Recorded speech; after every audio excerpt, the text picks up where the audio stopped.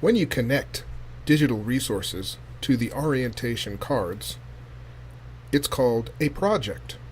A project houses all the links and associations to your set of ARientation cards to their respective contents on the internet.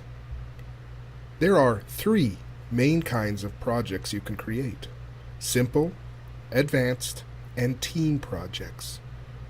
Simple lets you stream stuff off the web or access images and other contents loaded directly off the internet. Advanced projects only let you use the first 16 cards, but allow you to upload contents directly from your mobile device. The next team projects are projects you can create to let others contribute to the cards and contents together as a team.